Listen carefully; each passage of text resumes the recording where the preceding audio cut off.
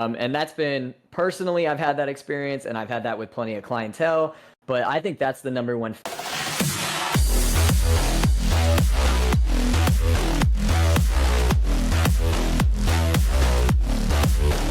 Welcome to the podcast, guys. I'm joined by Aaron Saltzman, our other rotating host.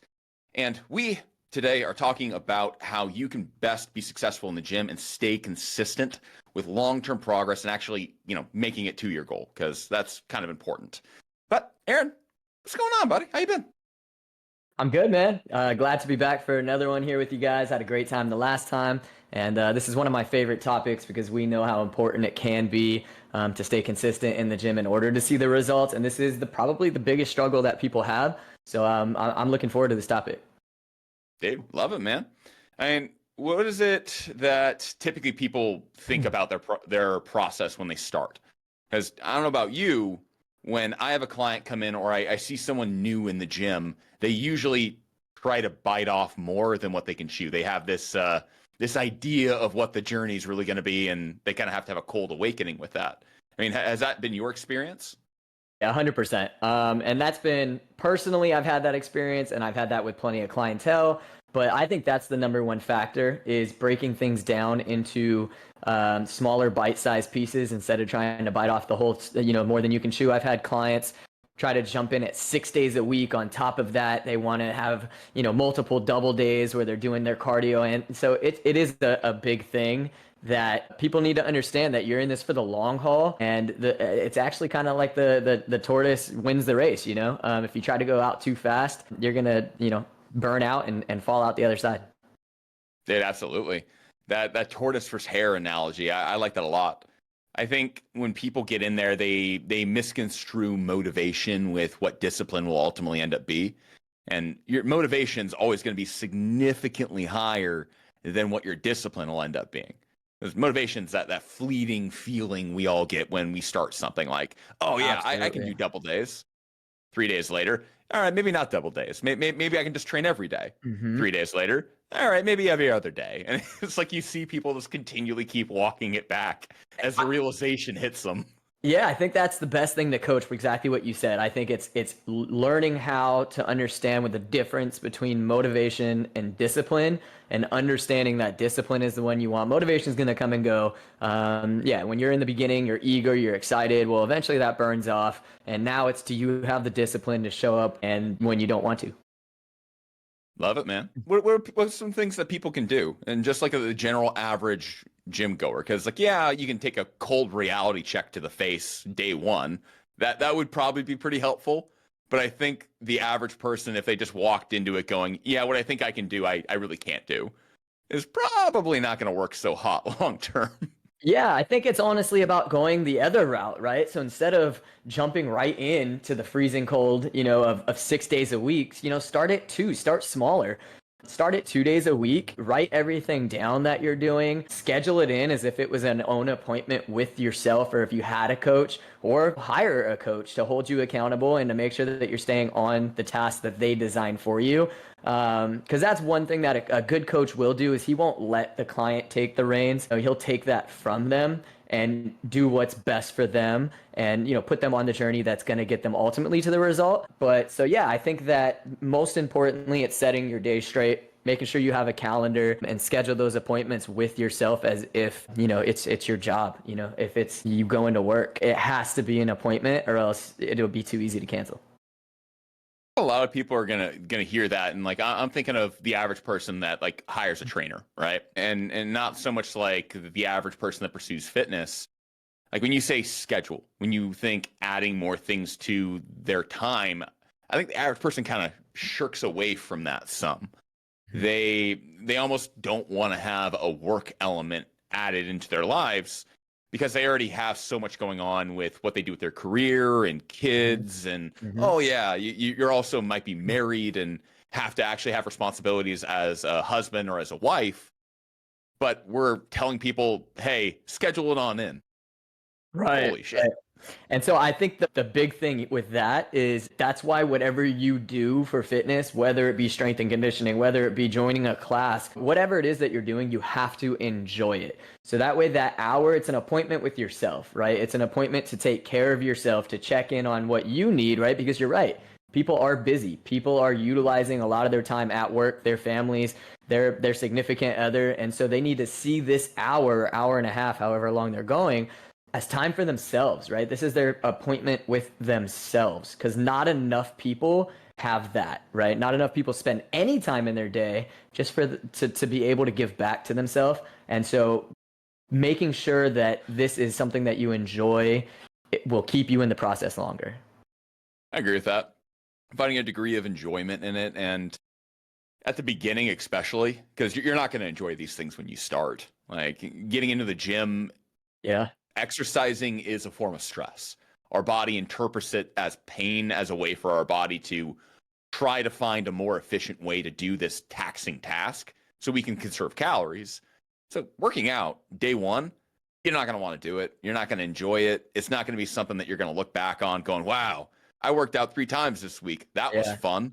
Like, and it's gonna hurt, and it's gonna be painful, and that's where it's gonna test your discipline, you know. And so once you build enough strength in your discipline, then you'll build enough strength to keep on showing up. Yeah, I think a lot like what I'm trying to get at here is having some element of enjoyment, especially when you first start. I think it is a paramount. It's so important for you. I mean, all right, you might not 100% love the thing you're showing up for. Like you won't 100% love showing up for anything. I don't care what you're doing. But having something that you're like, great, I almost said volleyball. I'm still a little PTSD after blowing my ankle out a few weeks ago. Oh, man. Maybe not volleyball. That injury will live with you for a while, man. Oh, my God. I can taste how that ankle going sideways. Recreational sports, man. I try to stay clear from them just because of reasons like that. I mean, as a competitor, I get very serious when it comes to sports like that. And, you know, that's sometimes the cause of it right there. What do you mean? I can't just randomly walk into a volleyball game and just go full bore? Come on. Not at our age anymore, man, right? It used to be fair game in your 20s, man. You hit your 30s and all of a sudden things start tweaking a little bit different. 20s, I'd show up to a volleyball game drunk. Like, let's go. What could go wrong? No. Now you're sitting there, you got to stretch out, you got to make sure everything's good, warmed up. No, dude, I even stretched and warmed up for that shit too. But finding that enjoyment, I think, is really important. And whatever that element for you is, if it's volleyball, I mean, obviously I'm just having a little fun, but finding something that you enjoy, whether it's a group fitness class, working out with the girls or the boys, I mean, whatever. That was one of the things for sure, is the accountability. I mean, bring a friend, go with somebody, go on this journey together. You know, just like you just said, I mean, bring one of the boys, one of the girls. And, you know, now there's another sense of accountability. Now it's 2 disciplines working at a project versus just one. Careful with that one, though. I'm sure you've ran into it before where someone gets an accountability buddy, you know, someone showing up with them and then their buddy, starts not showing up. Yeah. And now that person starts not showing up. No, for sure. You got to bring on the right person. You got to bring on, it's just like kind of like you never want to be the most disciplined one in the room, right? You always want to surround yourself with people who are going to push you. And so you want to make sure you find the right accountability buddy, somebody that's going to bring you to the times that you don't want to go, right? They're going to get your ass out of bed whenever you're fighting that urge to stay. It's so important. I'm like going through like almost like a carousel in my mind of like people that came 100%. In with someone. Like, oh, we're doing partner training. I'm like, that's who you're picking? Right. Or whenever you said that, I started to relate to like, oh, the people I used to go to the gym with. And that was exactly it. People started to just fall off. And then, so you really do have to pick somebody that's in it for the long haul. Yeah. I've never been one to enjoy working out with other people.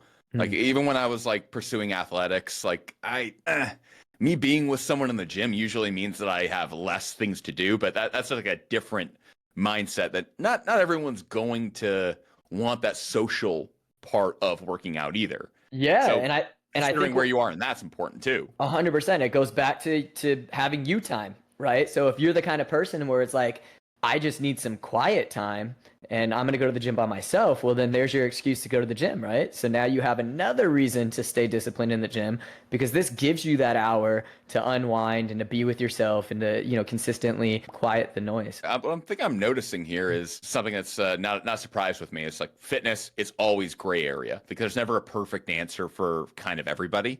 Right. But with accountability and being able to show up for long-term success in fitness or whatever you're pursuing, whether that's weight loss, running a mile, or who cares, is you do have to look at it as I'm gonna have to find my solution.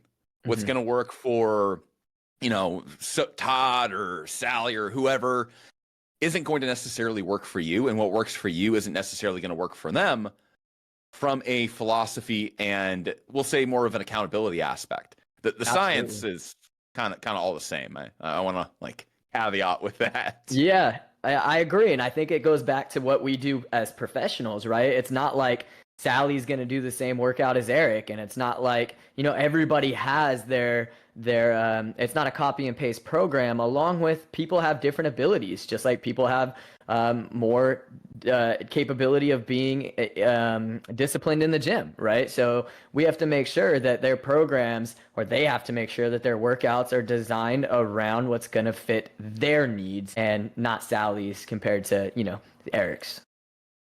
Or you just hire a coach. That's what I think I'm getting out of this whole thing. Yeah, I mean, I'm a little biased. Definitely helps. I mean, it's at least hire a coach until you get it down, and then eventually, if you want to go out on your own, make your way out. But I mean, obviously, hiring a coach, there's so many benefits too. Yeah, but not everyone's going to want to go that route. Like personally, coaching's never been something that I've found personal use from. Like I've worked with bodybuilding coaches and powerlifting coaches over the years. But it's always been in a consulting capacity where I have someone that I kind of meet with from time to time to, hey, this is what I'm thinking, and kind of bounce ideas off of. But everyone's going to have a different thing that their personality is going to align with best. And I think what we're trying to get at here, where I think the advice would be, go through different things and be honest with yourself about what's actually working. Would you kind of agree that's probably a fair point? Absolutely. And I do think also, like, for instance, I'm sure you enjoy the process of working out, right? You enjoy the lifting the weights, you enjoy building your workouts. So I guess what a good coach would come in handy for is, like, if, for instance, do you like swimming? Yeah, fair enough. Okay. I mean, not like a lot, but yeah, if I was going to pursue swimming, I'd need a coach. Like exactly, right? So I do think it is really crucial for people who don't necessarily love it and want to gain that discipline and flexibility in the gym is to hire somebody, or at least work with somebody for a short amount of time to get that boost. I like that, and I would agree with that advice. Though I do think people walking into this, not everyone's going to go that route. I think most people will generally want to start it on their own first. You'll get like we'll say the type A person who will never do something wrong in their life. They want to start out day one doing the absolute 100% correct thing. I think that's the type of person that hires a coach day one. I mean, yeah, and obviously Aaron and I we're a little biased with this. Like coaching's what we do, so we see the benefit for it. But not every personality is going to necessarily jive with wanting to go that route day one. So finding a unique strategy for yourself that's going to be the thing that gets you there. And I want everyone, and Aaron, feel free to chime in here, to really take this part from it. Be honest with what you're actually doing. Like if you're trying to get into the gym 6 days a week and it's not working, you're going to have to assess the strategy. If you're trying to get in 3 days a week, or you're trying to, whatever it is that you're trying to do, be honest with yourself about what you're actually doing. And if it's not hitting the mark that you're trying to hit, you're going to have to change either what you're trying to achieve or how you're going about doing things. Because no accountability is going to make up for the fact that you actually still got to go do the shit that you're trying to do. Yeah, I agree 100%. I think, setting yourself up for failure by over exceeding what you're actually capable of. So you really need to sit with yourself. And like you said, there needs to be an honest truth with what you're capable of at that moment. And that could mean many different things. That can mean you might not have the time that you're putting yourself in a position to do. You might not have the energy. You might not have the discipline. You have to be completely honest with yourself of what you are truly capable of. And hey, it's not like you're stuck with this forever, right? Let's say you start at 2-3 days, there's always more room to go up, right? It's just it's a much harder thing to go down, because when you put yourself in a position to go 5-6 days a week and you don't do that, all of a sudden you're putting negative images on yourself, like, I'm a failure, right? I can't do this. And then that's where things start to go shaky and you end up giving up. So it's best to just build confidence, right? And like you said, be honest with yourself about what you're truly capable of at this time, and just look to improve from there. Dude, that's huge. And I like what you said about that. Going from, say, 6 down to 4, there is a negative connotation from that. Mm-hmm. Doing less than you intended to do, you feel like a failure. And you're not a failure. You just tried to do more than what was realistic. And that's an honest thing to find out, to move from. But when you move backward, it always feels like, God, I'm every negative thing that anyone's ever told me. Absolutely. But when you go from like 2 to 3, fuck me, it's triumph. Exactly. And that's what I do as a coach. It's just, people really strive off of small victories, especially when you have a ginormous goal in mind, right? You want to celebrate those small wins. And so why not set yourself up to reach that win, right? And feel better about yourself, versus taking a step backwards. All of a sudden, like you said, you're putting yourself in this negative environment already, which is only going to lead to chaos. So yeah, I think that small wins is the way to succeed. It's the way to stay disciplined. So putting yourself in that position is key. I'm going to put a bow on this side of things for, we'll say that the person getting into the gym and, hey, they don't want to work with the trainer, which, again, I do think that is a master skill for people to invest into coaching and, quite frankly, have someone set structure for you. But I understand not everybody's going to want to do that. Do you have any last closing bits on what the average person walking into the gym can do to best set themselves up for success, other than hiring a coach, of course? Yeah, I think just setting your intentions is one. Really breaking down what it is that you want to accomplish, right? Like, let's say your goal is, I don't know, you want to lose 60 pounds before your wedding or something like that. That right there is what's going to keep you disciplined, right? You have the goal in mind.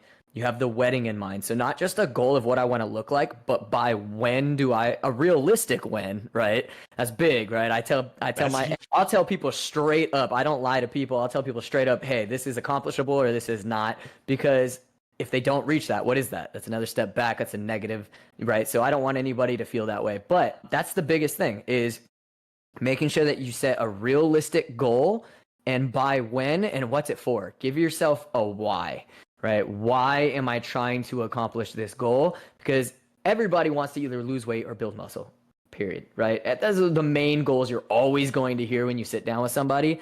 But the real thing is why. Why do I want to get to this position?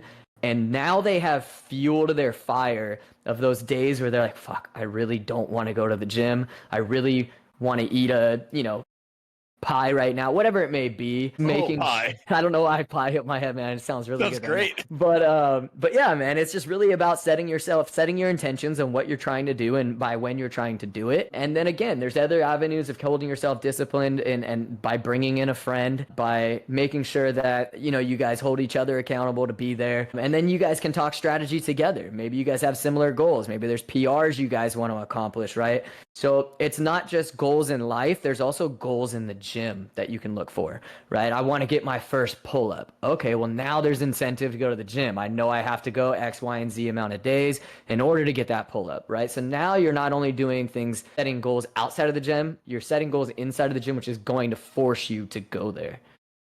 I like that a lot. Making sure that you have SMART goals. Yeah. Was it specific, measurable, attainable, or realistic? I want to say. I feel like that's if it's not in there, it should be there. Yeah. No, but that's huge. Is having something that's a goalpost we're working towards. Absolutely. And a reason for why you're going there. It can't just be, I want to lose 20 pounds. Right. All right. Well, fucking why? Right. Give me a little more here, because my son keeps grabbing my love handles and calling me squishy. It's like, damn, That's a why. I feel like that's a why to get you in the gym for sure, right? And then a reason to stay in the gym might be the obtainability of, okay, I want to be able to accomplish this in the gym. So it's really important to have a why outside of the gym and inside of the gym. So it's more than just about you, right? There's more aligned for it, and it honestly just gives you those extra little boosts to make it back the next day. Love it. So if you're coming into the gym and you're worried about staying consistent, which I'm going to just burst your bubble right now. If you're going into the gym for the first time, you should be worrying most about staying consistent. That should be your first, second, third, fourth, and fifth priority is how do I stay consistent? Progress, that'll happen so long as the consistency is happening. But setting realistic goals that are timely, something that's set out in the distance, that has a realistic time frame associated with it. If you're trying to lose 60 pounds in 3 months, sorry, what are you doing? Like that's not realistic. You know it's not. If one of your friends said that they were trying to lose that amount of weight in that time frame, you'd talk them out of it, and you know it. But setting those goals, being realistic, being timely with what you're doing, and making sure that you have some objective goals in the gym as far as performance is concerned can be of great value add with keeping you consistent. Find a friend, get someone along with you, boyfriend, girlfriend, spouse, what have you, but get someone in there with you that can help you out as well. And trying to find an element of fitness that you enjoy, that is fun. That's something you actually want to do. You'll learn to love the progress later and kind of find joy in the suck. But that's going to be something that takes time. At the beginning, pick up soccer, go play badminton. It doesn't matter. You can make it harder later, but making sure that you're building forward and not walking things backward will be, quite frankly, much better for your psyche than you setting up an unsustainable process for yourself. All right. That was a mouthful and a half there. Yeah, it was good though. It was spot on. It really is. It is that simple. You can really pick up anything that you truly like, and a sport is a great one. I mean, if anything teaches you discipline to show, it's a sport, and it really is it's that simple. You stay consistent on something that you actually enjoy doing within the fitness realm, you're gonna see the goals that you're putting yourself out there for. Love it, man. All right, so let's go ahead and pivot gears a little bit because I do want to talk to the other side of our audience, which is those trainers that we like so much. Big fan of those guys. Yeah, best friends. My God, like they're my favorite people. Something about my favorite people are me. So there's something little narcissism in there. It's okay. I wonder why that is. But how do we coach trainers to do that? Like, what are some of your best tips? I'm sure we pretty much just unloaded all of them kind of in the beginning, but what are some of our best tips that we can give trainers on how they can get their clients to stay consistent to programs? It's kind of hard sometimes. Yeah, I think number one for me is always letting a coach know to meet your client where they're at, right? So for instance, you want your client to feel safe. You want your client to feel like they are enjoying the workout, but that they're not fearful of the workout, right? Because fear will keep you out as well, right? So if you're scared of the gym or something, or scared to get injured because somebody put you under a barbell too soon, meeting your client where they're at by setting up their program based off of what you see in not only their movement patterns in their initial first session, but the way that they react to things. Right? If they start to show fear when you're giving them a barbell to get under, okay, well, maybe a barbell is not the first thing that you want to work on with them. So I usually coach my coaches to meet clients where they're at and to make sure that their program aligns with what their goals are, but what's going to align with keeping these people coming. Day one, we max out on a body weight barbell squat. It's priority one. I highly recommend that to every trainer. 100%. Just start out. First 5 minutes, haven't even warmed up. You got them to sign on the dotted line. You got their money. And of course, that release of admission of guilt. And let's start maxing out. Yeah, I would love to see somebody come in first day, terrified of the gym, and you're going to give them a barbell clean and, put them to work with that. So Olympic lifts, those big, giant, scary movement patterns, probably not the best. That's something to work up to. And so, that's a big one is I coach my coaches on meeting clients where they're at and giving them a chance to first feel comfortable in the gym before putting them through challenging body movements that are really for the elite anyways.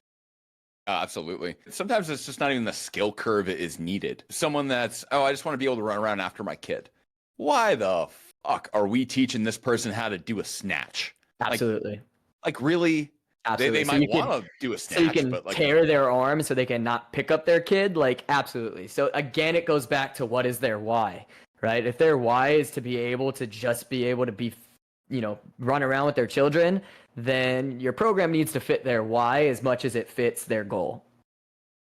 I think a lot of it too. I like what you said about fear. And I think fear, you can create that as a trainer sometimes. And I know I've been guilty of this in the past, where I've programmed with such intensity that eventually the person was just like, oh no. Yep. They dread it. I got to train legs with coach Yep. on Thursday.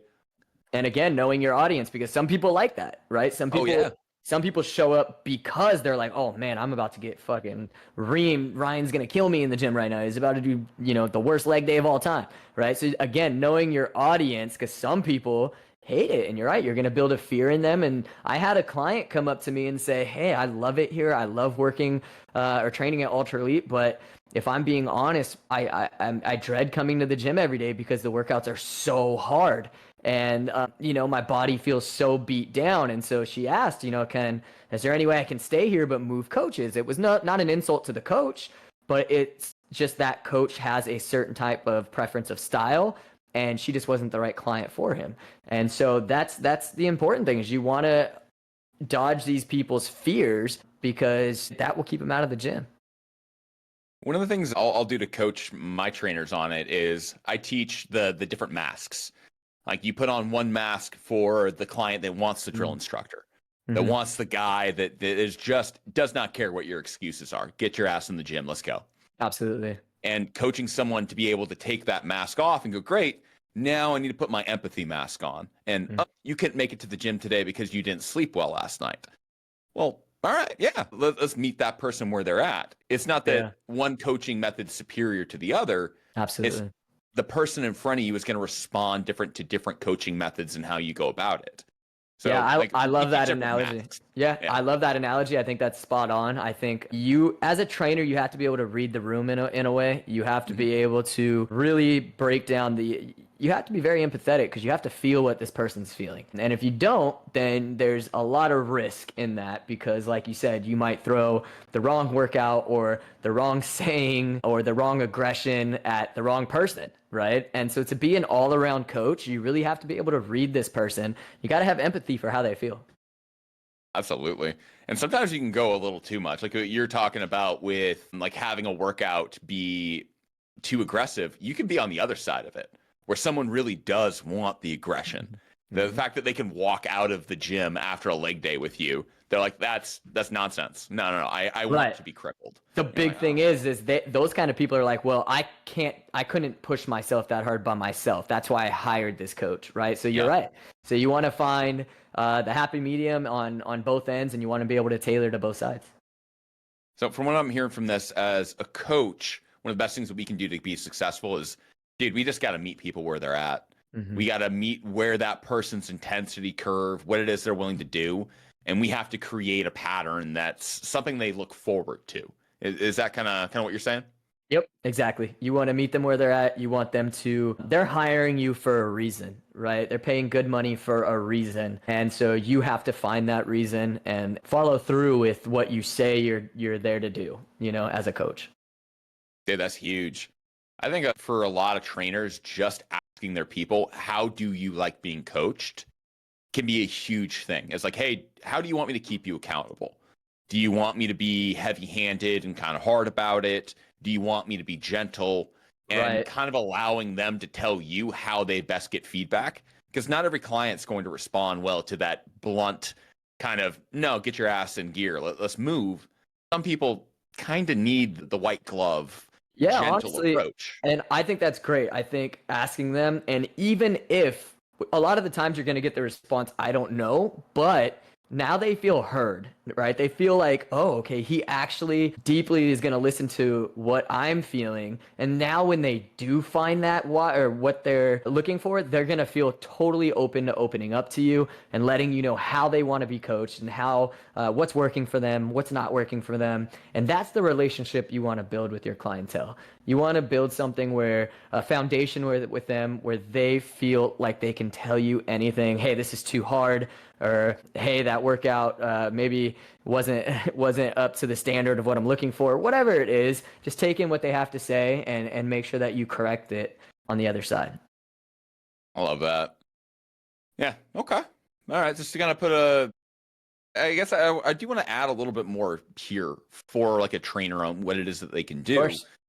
Because, all right, yeah, like meeting people where they're at and how we talk about it can be great tools. And I think it's just kind of tradecraft 101, like not to be that guy. But I feel like if you're in your second year of training and you've not figured this out yet, all right, this might not be the thing for you, or maybe invest in some teaching because you're probably going to need some mentorship. Like this is the problem. Yeah, I think another really good one is when you build out their programs, design their programs to whatever their workout strategy is, but design them to have those celebratory wins, because that is always a big thing for them, right? So I usually take my programs out to about 4 to 6 weeks before I make, drastic changes to it. And within that 4 to 6 weeks is where we get to break down their accomplishments, right? These are the things we succeeded at. These are the things that we still want to work at. So the way that you design their program as well is kind of an art in a sense of not just to their success, but to keep them driven, to keep them motivated, because you're playing much more than just a physical game, right? Whenever you're a trainer, you're playing a lot of mental game as well. And so you want to make sure that you're designing these programs to keep them engaged, happy, and to hit their realistic benchmarks to the ultimate goal. Dude, love that. And I think shortening up your program could be beneficial, because that's actually kind of funny. I'm in the 4 to 8 week rep range is usually where I put a program in for, I imagine, a pretty similar mindset. It's, do you feel like an element of progress is happening, which it is, but it's allowing for a more frequent venue for us to celebrate success than say, all right, we put this goal out there that's a 20-week program, which the average person cannot survive a 20-week program. Right. Like, oh my God, mentally they'll lose their shit. It's daunting. Yeah, it's daunting. And it allows you to, because the program technically, right, these clients are with me for years. They're with you guys for years. So the program is obviously way deeper than 4 to 6 weeks, but this is kind of just that check-in zone, right? Okay, we're checking in. What benefits are we seeing? What benefits are we maybe not seeing? And what kind of realistic things can we make changes to? And that's where that program ends, and you design into the next of what accomplishments do we need to get in these 6 weeks in order to get you sustainably ready for the next. And so, yeah, program design is crucial in both physical and the mental game of fitness. It is a mental game, like across the board. It's when you have this massive thing, it's really hard to keep an attention span with it. And I think when we think macro with it, like the meso macro cycle of lifting and training, yes, the work in progress is really made in the macro. But when we take things down to that micro with people, it gives the attention span time to reset. I only need to get through this workout phase that I might not be enjoying that much. But I only got 4 weeks left. It's right. Yeah, you just hit it on the head. I mean, attention span. And in this day, attention span is tiny, right? So they say in marketing, like when they're showing like a marketing video or clip, they have to change the scenery or screen every 3 seconds to keep somebody's attention span, right? So that's exactly what we're doing with the programming here. So you guys want to just make sure that you are designing your program to keep a hold their attention span, because you want them to stay long term. They want to stay long term, but you just have to keep them excited and motivated, but also disciplined in a sense to show up in every day and put in the work in order to get to their success. Dave, that's huge. One of the things that I'll talk a lot about with clients is like we go deep on what phase we're in and what we're moving into. So I'm always reaffirming that, all right, right now we're working on muscular endurance, the different phases of athletics that a trainer will take a client through, no matter what they're trying to do. And I'll talk about that, but like, oh man, wait till we do power next. Or, oh, wait till this goblet squat. And Hmm. next phase, we start talking about getting on a barbell and creating that vision for the future. I find is one, it makes the client feel like they're very involved, which they are, Yeah. but Hmm. it creates that like, oh, there's something around the bend. I Yep. just need to make it to there. And then, oh man, this cool thing's going to happen over there. Creating that vision, I have found to be highly successful on keeping clients and just lifters in general adherent to programs. And you definitely, yeah, you always want to speak towards what's next, right? Because that's what keeps them driven, right? So let's say they're in a phase where they haven't even gotten to a barbell squat, but I'm always talking about that barbell squat, right? Like, oh, this is our, we're working in the hex bar right now, and we're at this much weight, and when we get to this, oh, that's going to be when we're going to try out that barbell, right? And we're just going to kind of feed into their future. So now we're planting little seeds on so they know what to look forward to, right? They know what to look forward to, that in 3 weeks from now, they're going to finally get to try, that barbell squat that you've been talking about every single day, right? And so when they get to that barbell squat, it's almost like they feel familiar with it already because you've been speaking on it so much. Yeah, no, that's very true. One of the things that I've found a lot has helped is being honest with we might need to make a change and kind of talking to clients about these things instead of doing it all in the background, kind of in the background when things aren't working. So if a client's trying to lose weight and it's not happening. Like, Mhm. hey, we've been at this thing like 6, 7 weeks. We're down 3 pounds. All right, you're not sticking with the program. Mhm. Something's up. Yep. Let's me and you make a change together. And having that kind of more open, honest moment of like, hey, what we're doing is not working. Let's Mhm. go ahead and pivot. And being open about that, I find, again, it just gets people to buy into trusting the process and trusting you as a professional. And Mhm. all of that leads to you keeping a client longer term. And quite frankly, your client's actually getting the success that they want Yep. because they have to stick with it.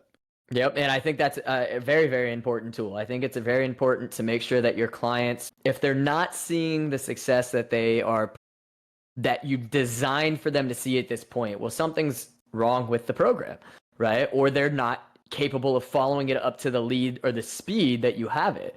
So you have to know how to make pivots and when to make pivots. One great way of doing this is through analytics, right? So at my gym, we have an in-body machine. And with that in-body machine, we calculate body fat percentage, we calculate muscle mass, we tape measure, just to see the goals in real time of what they're at. And so, yeah, if I expected somebody to lose 3% in that time being and they haven't even lost a percentage, well, something is off. It's either my programming is not correct for this person or they're not capable of following it to the speed or the tempo that I have it at. So what kind of pivots can I make through my programming? Does it have to be in the dietary side? Does it have to be in the physical side? What kind of changes do we need to make? Do I have to be softer on this person? Do I have to be more aggressive with this person? And so again, it's kind of a feel out, not one fit all system. Hey, one of the things I like doing is I'll just pull my client aside just randomly, middle of a phase. Go, how you doing? How are me and you? Like, things going good? Like, my joke's still funny. Like, You still hey, like me? yeah, being a little bit of a pick me girl. It's just like, Yeah. hey, you still like me? But like, obviously, I'm having some fun with it. But Yeah. like, the whole point of checking in with your clients about like, hey, how is my service going? How is the program going? How's the gym going? Like, we doing Right. good?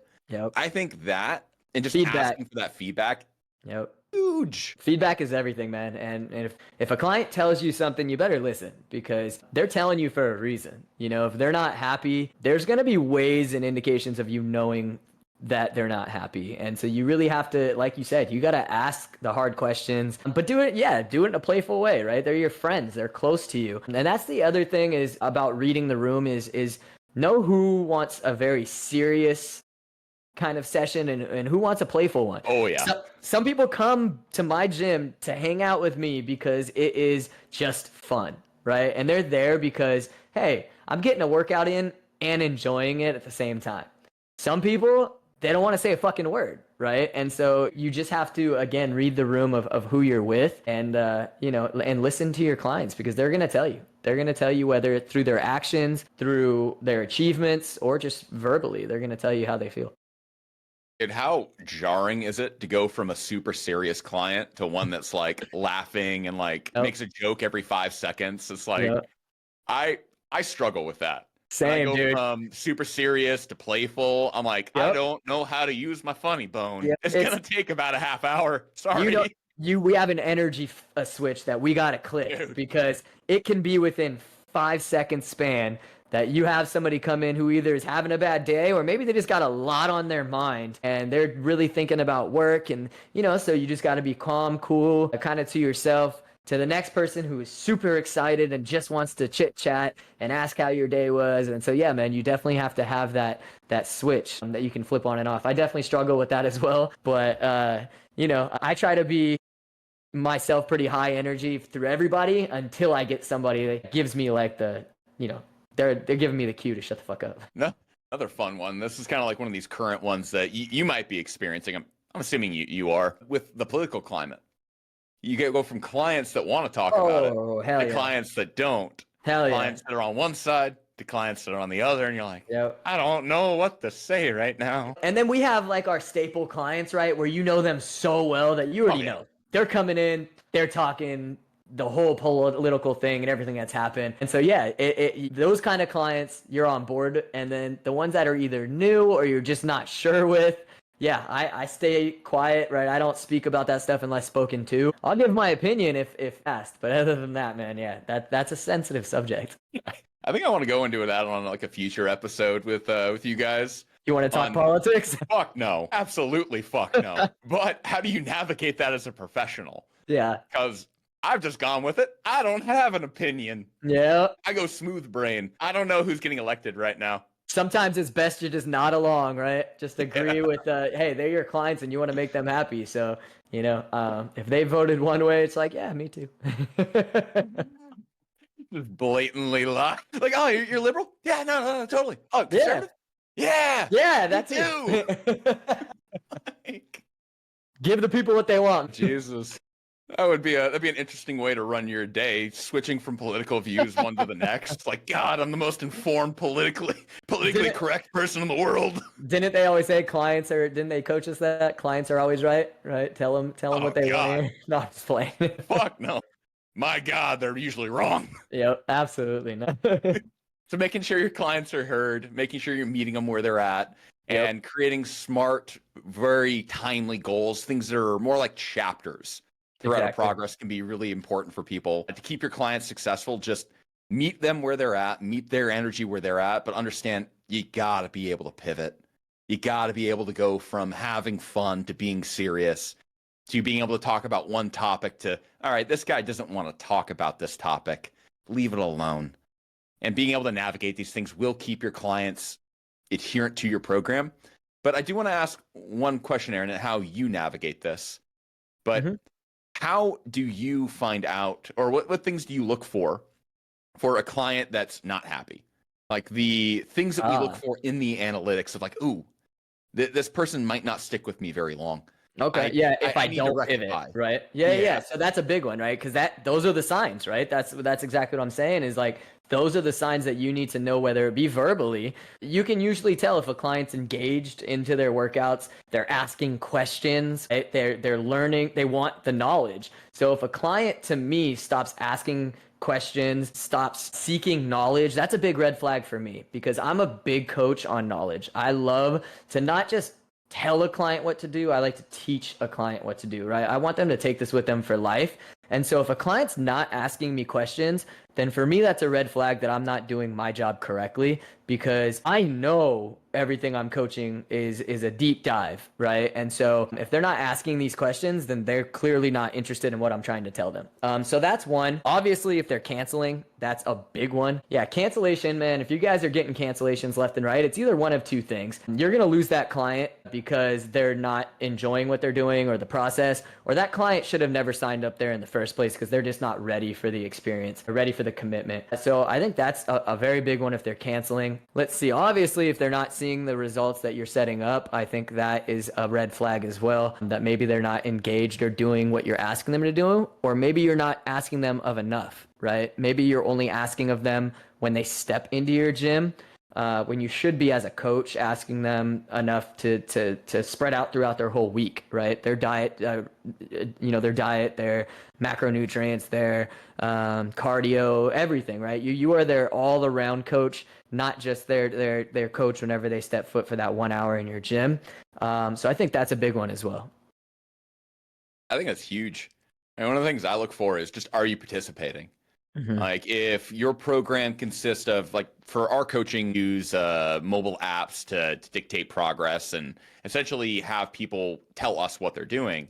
Mm-hmm. And the moment I start to see people, "Oh, you're not asking me questions anymore. You don't really log weigh-ins anymore." Like very simple things that might just Absolutely. mean that there's nothing really to worry about. But the more and more I see someone participating less and less and less, I know I probably have someone for only a couple months more. Yep. I either need to rectify what's going on, or quite frankly, it just might be time to have an honest conversation of, hey, are we done? Are you ready to move on to what you want to pursue next? Well, let's facilitate you going that direction. Yep. But having that conversation will build trust, and I think gives you an opportunity to hear grievances and see problems that you might not know are problems. Yeah, I think that's spot on. I think what you said, asking questions, it's a very big help in whether you're indicating whether somebody is enjoying the process. Because if I ask somebody a question on what they're a level that we're at, or what their next accomplishment is that they want to achieve, or if I say, oh, we've lost X amount of pounds, like what's the ultimate, right? And they're not really giving me a vibe of like they don't have any goals in mind, then that's also, like a flag of like, okay, if this person doesn't have a goal in mind, how long are they going to stay consistent for? If they don't have a why anymore, or they're not giving me consistent whys, how am I going to get them to consistently showing up and paying this X amount of money? Because it's a lot of money to to a lot of people. And so you have to keep them driven and excited in order to consistently put towards for the amount of money it's going to cost for the training.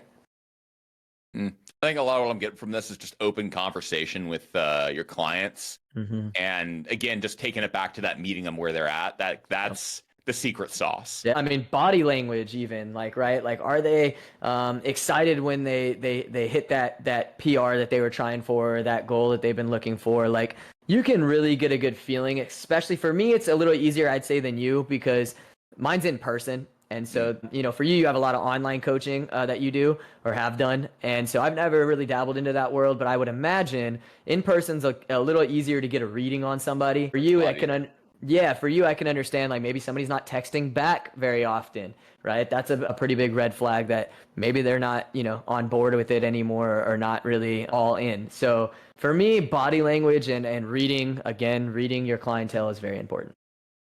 Yeah, like online coaching, you look for, kind of taking it back to that participation part. It's just, are you participating? Like that's the biggest indicator. And then when I do check-ins with people, like do a video call, which is essentially this. Like this is more or less like what an online coaching check-in is with us. Is that person talking to me for a couple minutes, just the who, what, when, where, to pivot and get off the call? Yeah. Or am I on that call with that person for almost the entire time? And it's like, well, that person that's there with me, all right, I've got this person for a while. Like they're seeing the value in it. They want to participate. They love what we're doing, and they want to get as much from it as they can. Hell yeah. Yep. The client that doesn't show up to sessions and, oh, I don't do the cardio, or I don't do any of the things that my trainer's asking me. You got to worry about that one. I think it's very important as a successful coach, even if it's not, right? So I think it's very important to always take the blame for if your client is falling off, if your client is not succeeding, if your client is not enjoying the process. Like this whole thing that we're talking about right now, the only finger to point has got to be at yourself, because that's the only way that you're going to grow. It's the only way that you're going to make pivots, right? Because if you're just like, oh, this client, I mean, they're just not disciplined enough. They're just, you know what I mean? They're not motivated enough, so I'm not going to show them as much attention.